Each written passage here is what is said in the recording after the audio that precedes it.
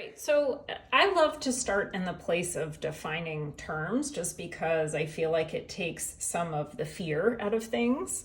And we're going to be using very simple lines and shapes to make patterns. So let's just think for a minute about what a pattern is. And this is in your PDF, by the way. A pattern is an arrangement of lines or shapes, especially a design in which the same shape is repeated at regular intervals over a surface. And I would add that regularity can vary, right? Like the way that you define regular can vary from pattern to pattern. So if you look at what we've got here, we have all very simple shapes. They're put together in a way that might not seem so simple, but I want to kind of break it down. So let's start with the most basic shape, a dot, right? This is a series of dots, but just a dot. So if we start with the most simple shape, a dot, right? So just dots. And dots obviously take quite a while to build up a little pattern. But already I've got kind of a little pattern going. Even in this loose, messy fashion, you'll see how if you let it build up over time, it gets pretty interesting. Right? So when they cluster together or when they come into a grid,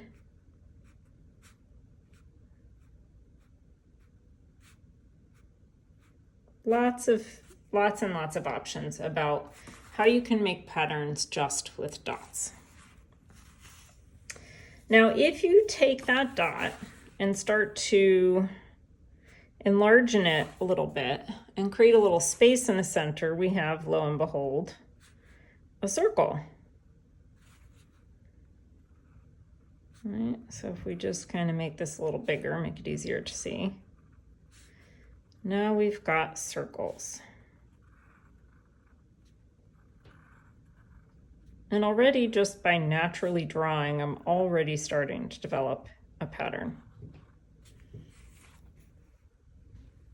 Now, if we allow that circle to just kind of flatten out slightly, right? So we had a circle.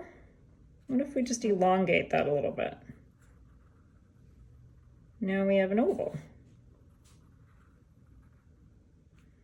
Looks like a jelly bean, or maybe kind of like an egg.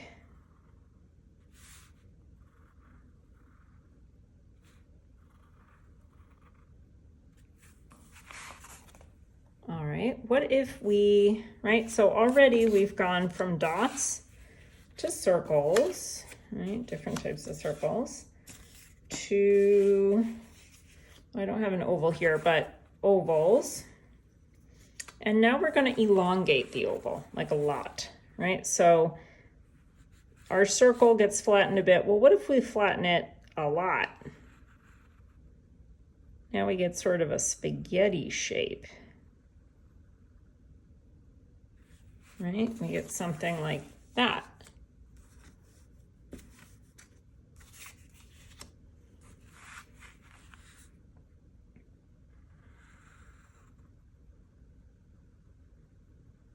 That's just an elongated oval.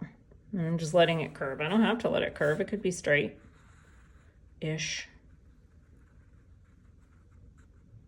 Right. That's just an elongated oval. Okay, here's another example. Now, what if we let that elongated oval, let those lines get so close together that they just flatten out? Right, so now we go from this to this. Just a plain old straight-ish line.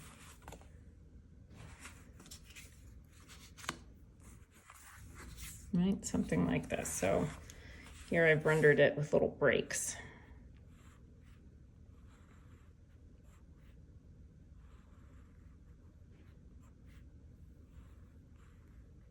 And lots of different ways to use that. Now, I could let that line curve a bit.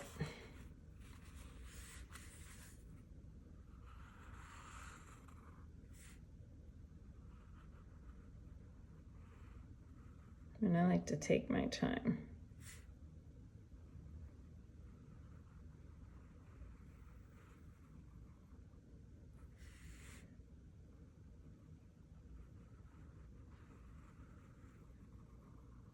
Right, so then we have a curvy line.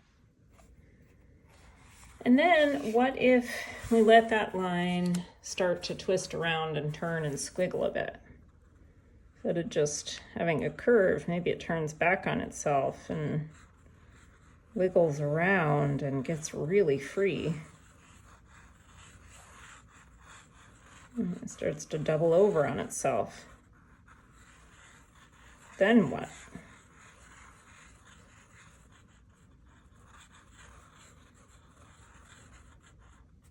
And then, you know, we start to get these round shapes again. So we could just explore how that shape kind of comes back and relates to our circles when they overlap. This is kind of like bubbles, right? Just overlapping, overlapping, overlapping. But I do this because I just wanted to show you the way that these lines all happen on a continuum, right? So we go from dots to opening up the center and creating a circle, to flattening out the shape a bit, to create the oval, to really elongating the shape to create an oval, flattening it out to create a line, and letting that line start to curve and turn. And then we kind of come full circle back to our circular shape, right? So we start with our dot and our circle, and we end up with our dot and our circle. And I just think that that's really cool, and it just has to do with the nature of lines. And I show you this because I just want to show you that it doesn't need to be rocket science when you're playing with patterns. You can build patterns with super simple shapes and lines that are really imperfectly formed, chicken scratchy even, in a way that anybody could do. And it's about just creating a certain level of consistency so that you basically kind of sell what you're doing, right? So if I, let's say the ovals, if I create my ovals and I have kind of a shaky hand, this is a common complaint I get, right? Well, I'm just going to let them all be shaky, because that shakiness is going to be a part of my pattern. So I don't want to fight it. I want to let it in so that they all look the same. And the quality, I'm not talking about good or bad, just the type of line is consistent, right? It's a consistent kind of line. One that squiggles, one that has movement and texture, right? More so than these smooth seeming ovals. One is not better than the other. One looks like amoebas and one looks like jelly beans. Neither is better than the other. Both serve their purpose, right? But can you see how this, not well-formed oval gets to be pretty interesting if you're just purposeful about your rendition and about your placement, right? It doesn't need to be perfect. It just needs to be consistent.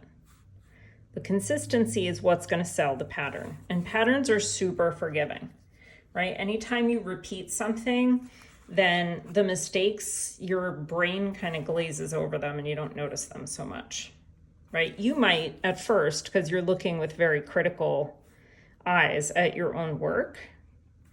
But if you pretend that you're looking at someone else's work, it can help you see it more clearly sometimes. It's a trick I like to use. And actually, I'm quite enjoying the amoebas.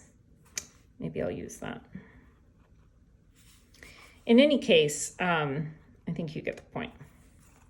So the idea is give yourself lots of freedom, be consistent,